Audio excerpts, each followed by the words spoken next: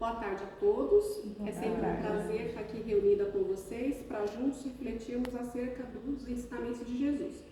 E hoje, especificamente, nosso trabalho é voltado para a cura física e emocional, né? E nós fazemos na sequência o livro O Médico Jesus, de José Carlos de Luca. E na sequência, hoje, a lição tem o título de Autoconhecimento.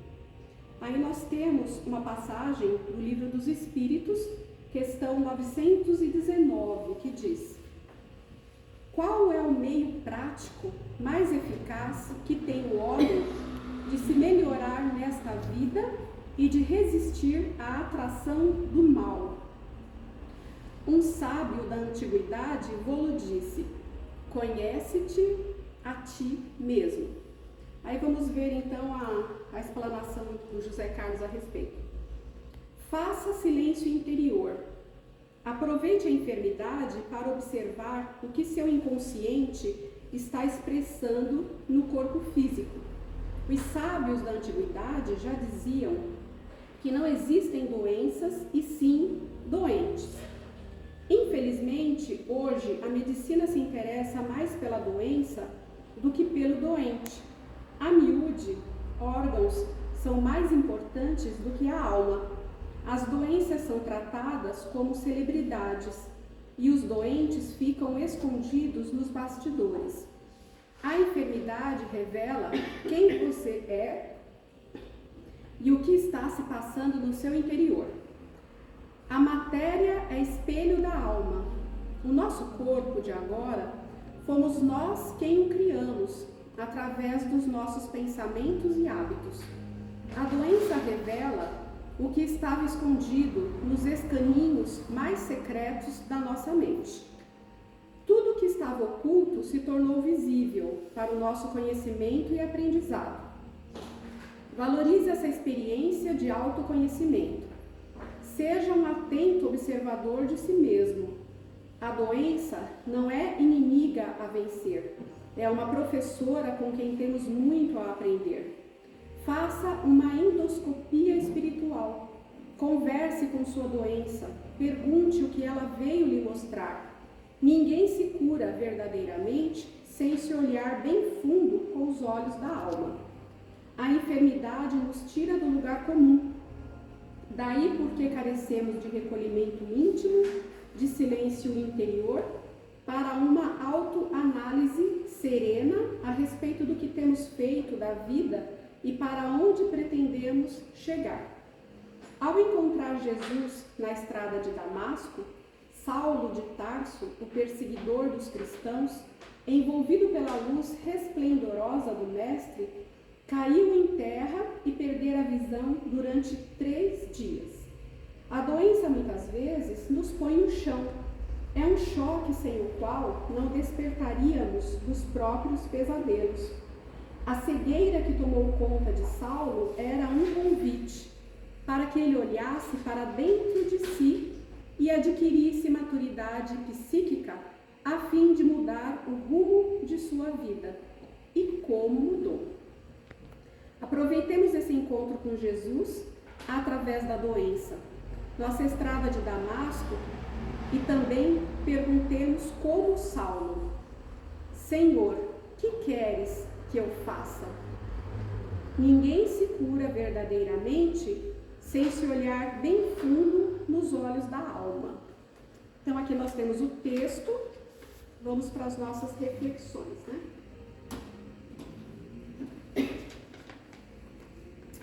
Então, como o próprio título diz, autoconhecimento.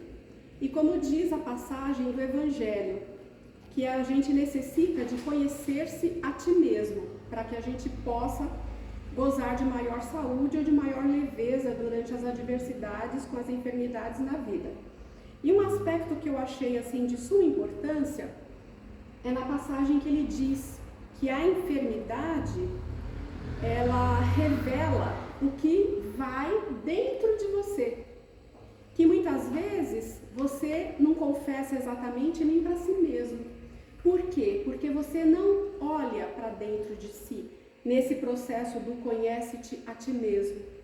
Então, Então, quantas coisas nós temos dentro de nós, questões mal resolvidas, emoções não assimiladas, aquele famoso engolir sapo, empurrar com a barriga, deixar as coisas irem passando, e assim você vai acumulando emoções, sentimentos muitas vezes negativos que você não consegue digerir, e você se cala em virtude de diversos fatores, de ambiente, de família, de relacionamento, de pertencimento, de necessidade de trabalho mesmo, mas via de regra são mais as coisas mais íntimas que vão pesando mais no nosso ser.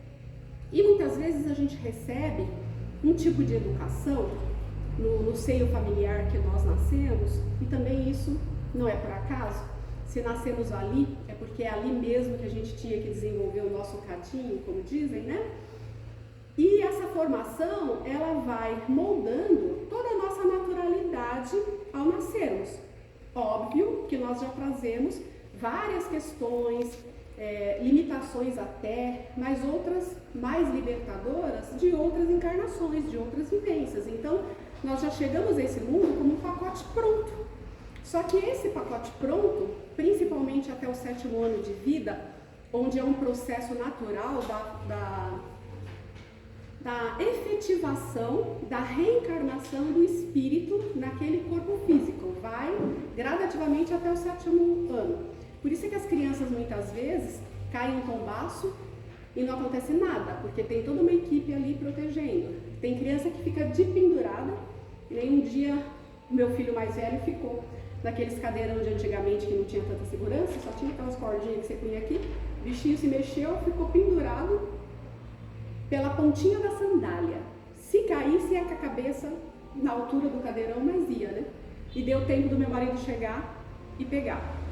Então, são tantas coisas que tem um excesso, né? A criança tem um excedente até o 7º ano, porque é ali que vai efetivando a encarnação.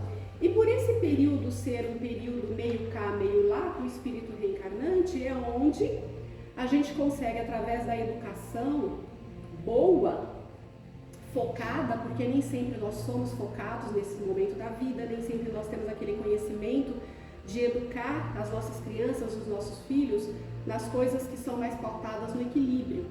Então é onde muitas vezes a gente acaba transferindo conceitos da nossa própria educação, que foram passados para nós, crenças limitadoras, e a gente vai incorporando naquele ser que veio ali aparentemente meio que vazio, e vai sendo moldado também com as crenças dos outros adultos. E aí a gente vai crescendo, muitas vezes, com um conceito de comportamento que não condiz com a nossa essência, com a nossa consciência, né? É mais ou menos como você forçar uma pessoa com tendências artísticas a ser um advogado, digamos assim.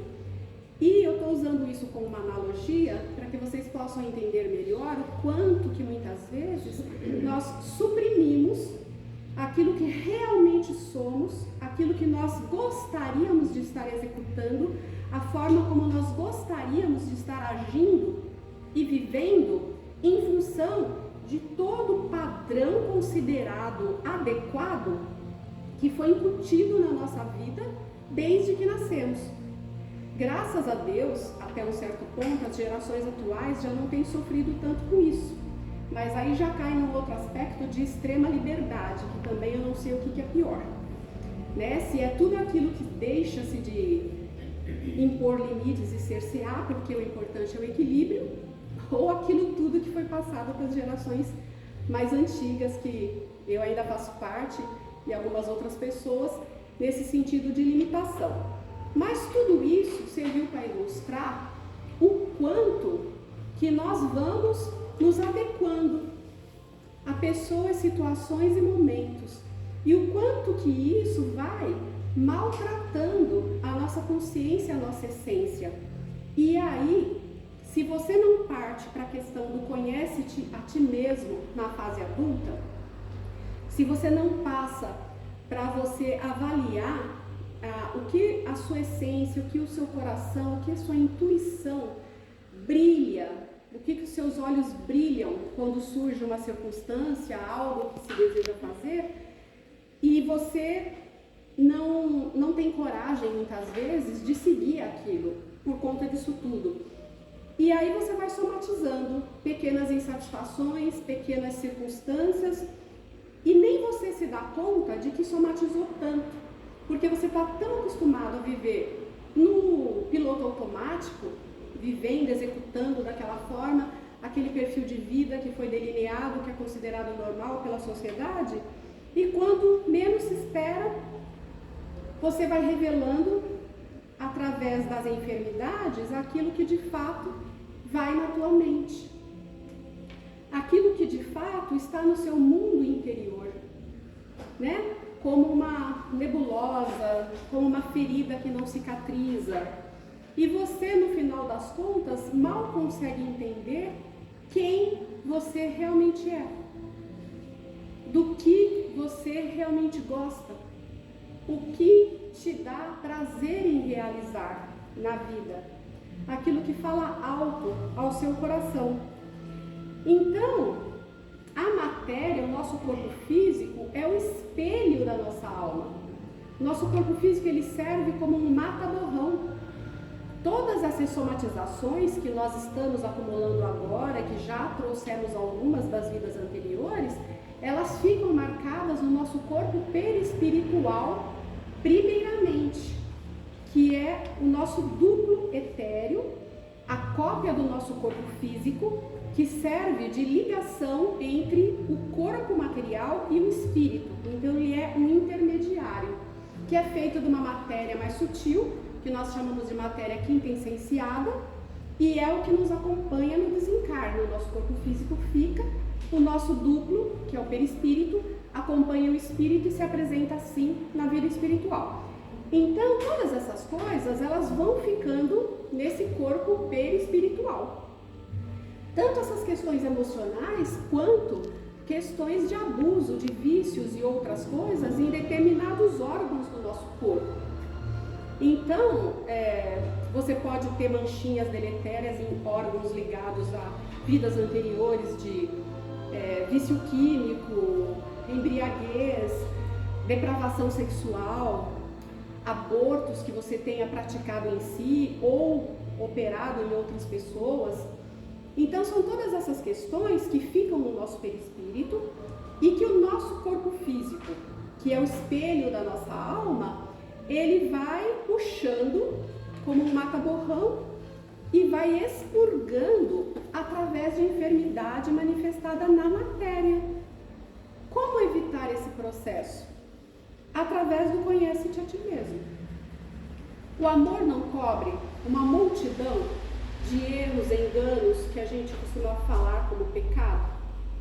Então, tudo que você opera nesse sentido, da expansão da consciência, do autoconhecimento, da caridade, da sua elevação moral e espiritual, da sua frequência vibratória, todas essas coisas que a gente vê, falar muito, que a gente acha bonito, mas não cala fundo no nosso coração o suficiente para a gente procurar conhecer, estudar e vivenciar.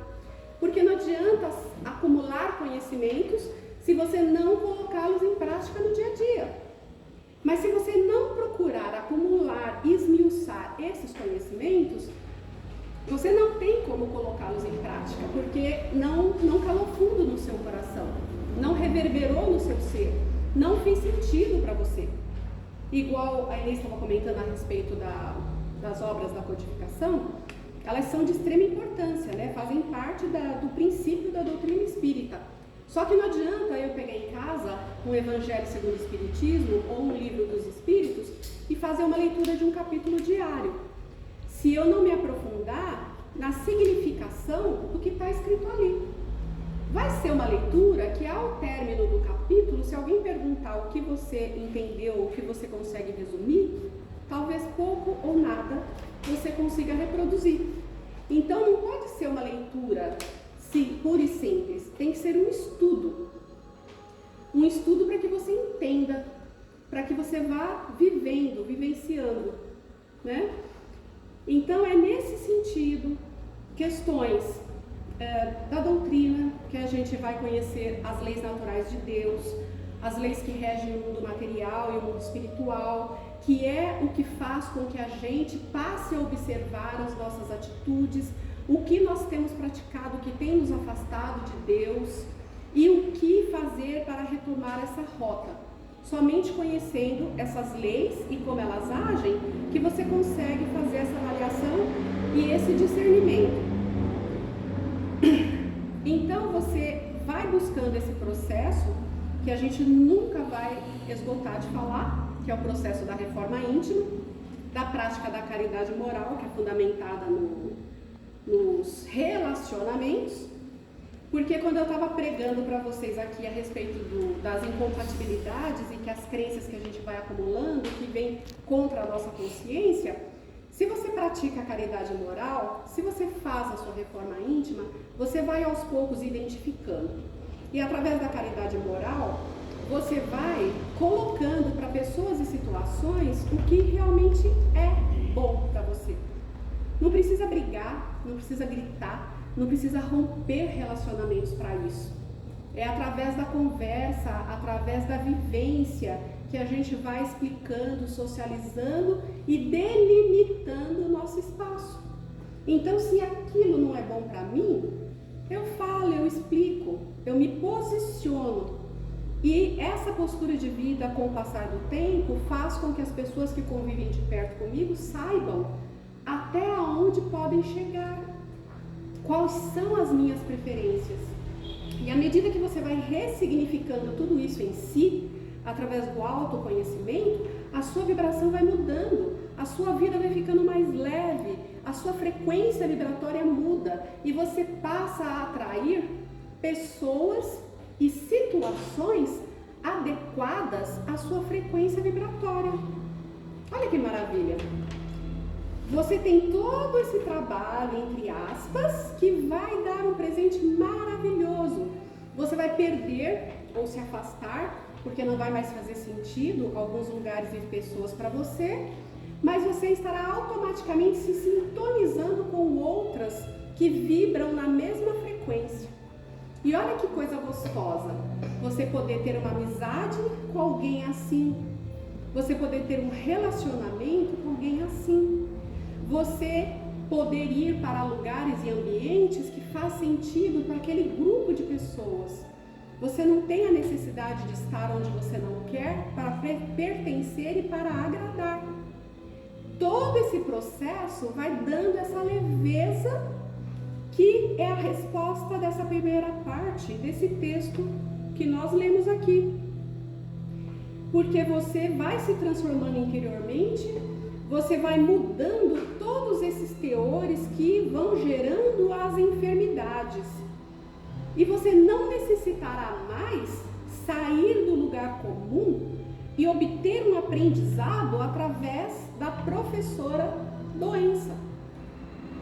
Porque através da lei do amor e do amor principalmente por você mesma, você espontaneamente foi trilhando o caminho para todas essas transformações e reflexões que a enfermidade te traria. Não é muito melhor, gente? E por que a gente resiste tanto? Por que a gente tem preguiça de frequentar um curso, de ir numa palestra, de ler um livro, que muitas vezes, se você for fazer uma leitura simplesmente, passar a varrida, né, da codificação, às vezes você se afiniza mais com o romance, na literatura espírita, ao final você extrai dali muitas lições que vão servir também para você e você ter uma leitura com uma maior leveza.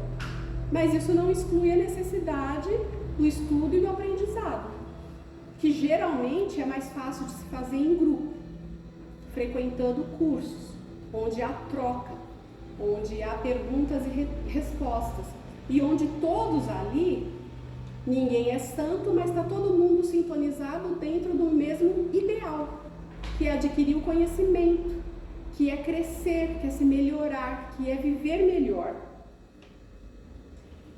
E aí, se nós não seguirmos por esse caminho, em algum momento a nossa trajetória vai cobrar um resultado. Porque nós somos seres destinados à evolução. Então, todos nós aqui um dia teremos o patamar de espíritos puros. Todos, invariavelmente. A diferença é o quanto tempo um ou outro vai levar de mais ou menos e o tipo de estrada que nós vamos percorrer. Se é uma estrada asfaltada, linda, maravilhosa e reta, ou se é um caminho tortuoso, pedregoso, esburacado. Essas são as escolhas que diz ali no livro que são o resultado da nossa saúde hoje.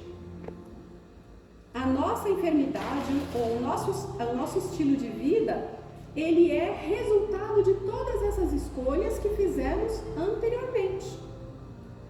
Então, se você acha que o que você está colhendo hoje não está sendo muito bom, vamos mudar a nossa trajetória. Vamos mudar esse conceito para a próxima semana, próximo mês, próximo ano, próxima década, ainda nessa vida e já preparando para a próxima. O tempo urge, nós não temos mais tempo de ficar patinando no mesmo lugar. Então agora, ou você faz, ou você faz. Não tem mais opção.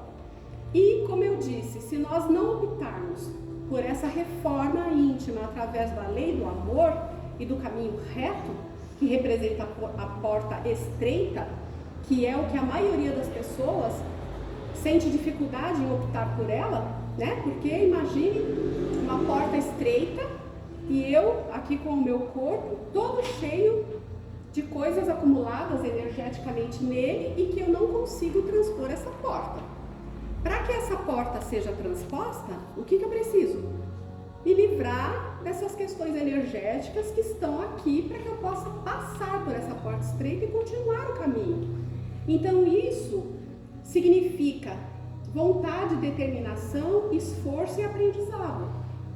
E a grande maioria das pessoas não estão dispostas a pagar o preço.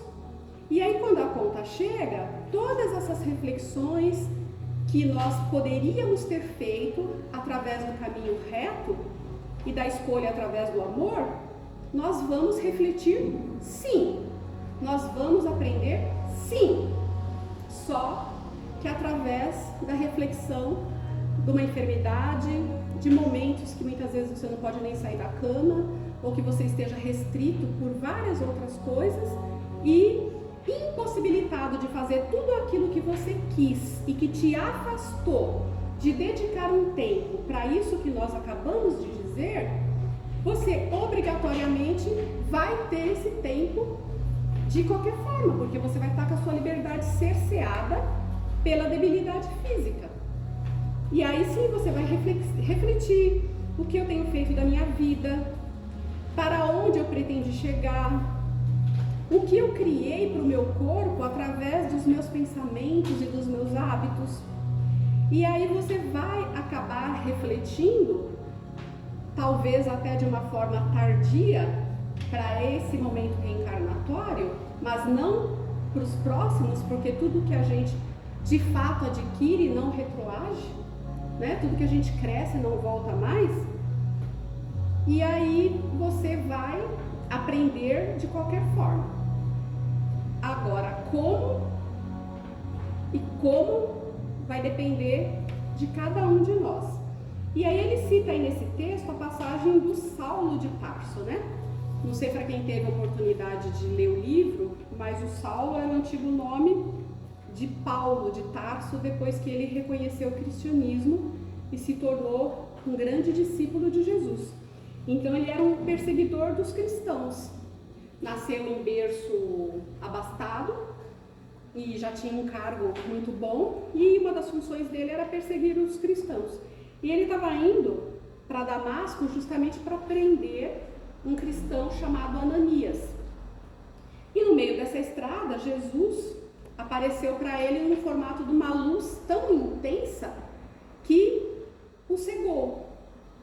Aí ele viu que ele perdeu a visão, caiu de joelhos, porque também ele sentiu toda aquela energia que vinha de Jesus, e aí a gente reconhece o tamanho da nossa pequenez, né? E se sente tão insignificante que ele caiu de joelhos E ele perguntou: Senhor, o que queres que eu faça?